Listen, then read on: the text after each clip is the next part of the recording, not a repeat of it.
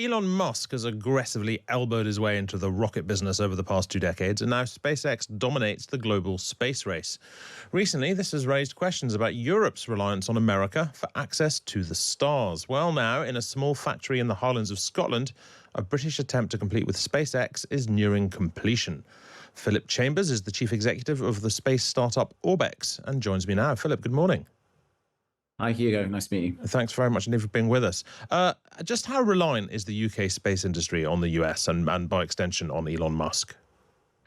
We've been reasonably reliant on SpaceX for some time. Actually, Europe was fairly dominant for 40 years. And then around 2006, NASA launched something called the COTS program, which aimed to kind of break institutional dominance of space launch and allow private companies to bid for government and NASA contracts.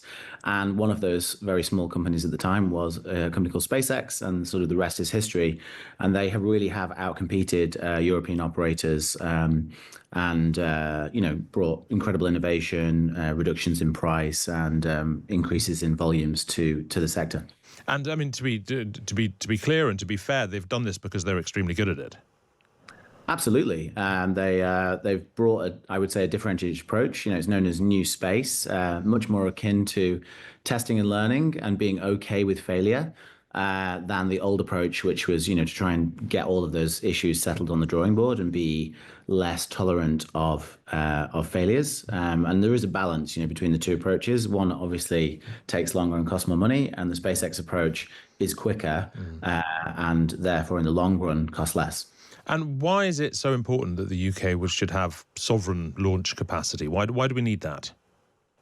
I think there are a number of reasons why it's important. I mean, you made the point, Hugo, about geopolitics and being less reliant. We now can't necessarily make the same assumptions around the partnerships we had, particularly in a world where space domain applications are now absolutely critical for daily life. If you pull out your mobile phone, inevitably it's making a connection to some satellites to get you to a place where you need to go.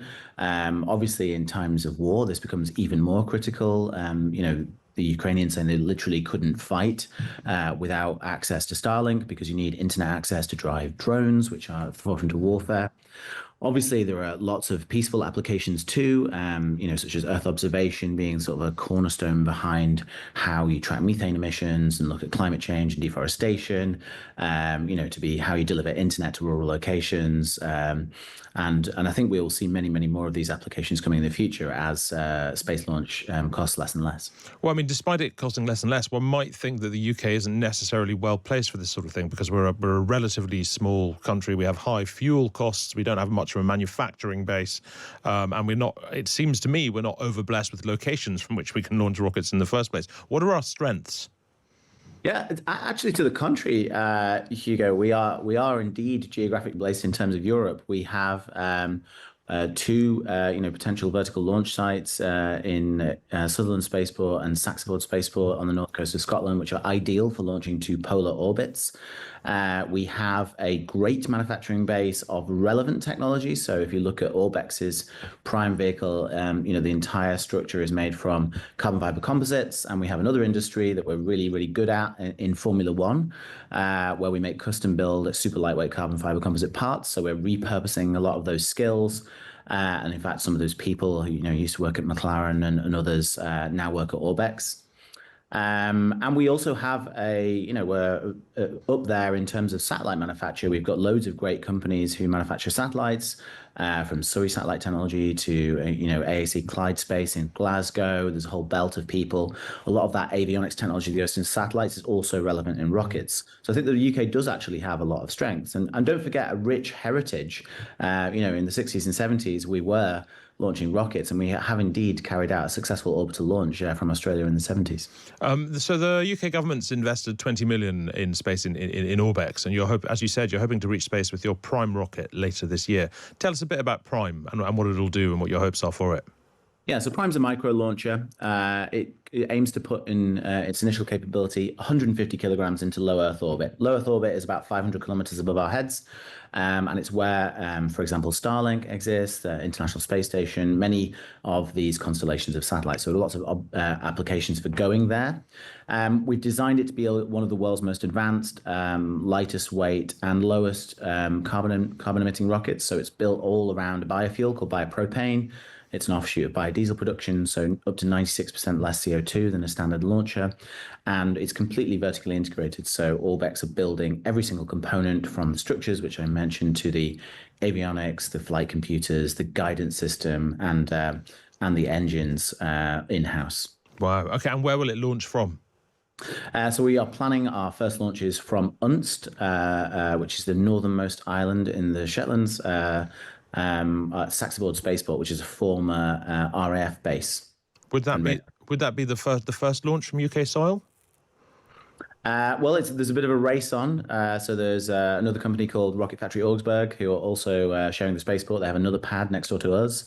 I think we are both planning to start commercial operations next year. So we'll have to see who gets there first. Okay. I mean, our first attempt to send a satellite into orbit from UK soil ended in failure. That was Virgin Orbit's spaceport Cornwall launch in 2023, and weeks later, that company was bankrupt. That must be a bit worrying. It's a slightly worrying sector to be in, right?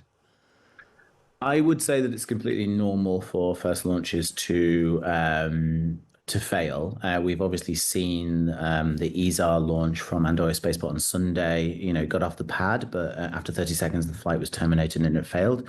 They're calling that a great success, which might be a surprise to many people outside of the industry. Particularly if you see the explosion. However, to get a rocket off the pad, all of the subsystems need to be functioning, and there's a hell of a lot of work that goes into that, both on the ground and on the vehicle, in the tracking. So if you make it off the pad, then you've proven effectively those things at least worked until that point. It looks like they had a guidance problem. I think you're right, though. When you reference Virgin, you absolutely need, in this business, you only get paid when you start launching satellites. And that's the challenge of rocketry, really, is a business model challenge, is that you have 10 years of development, like many of these deep tech companies, life sciences, aerospace, and you only get paid when the products are working. And really, that's where we think government, I'm glad government has stepped in, because certainly if you look around the world, there has been no successful rocketry program, including Elon Musk's, that hasn't had significant levels of government support. Finally, Philip, you mentioned earlier on that Orbex, all the bits of Prime and all the components of Prime are going to be manufactured and developed by you. What's the strength of doing it, of having that approach, rather than sort of farming them from around the world far and wide? Yeah, it's a great question. I think so vertical integration, as in the idea of making everything yourself, ultimately means you can build a differentiated product, and in the long term, you can have better margins because, of course, you own all of the IP. The alternative approach to buy some components off the shelf will probably result in a quicker time to market, but obviously then you're paying higher prices for the components, and you don't necessarily own the IP. So I think there are merits to both approaches, and probably a mixture may be the best approach. You get companies like SpaceX are highly vertically integrated, and it probably makes sense when you have sufficient resources to go that way. And of course, that then creates more high-tech jobs in the UK and growth. Thank you very much indeed, Phillip Chambers of Orbex, and we wish you bon voyage. Thanks very much indeed for speaking to us.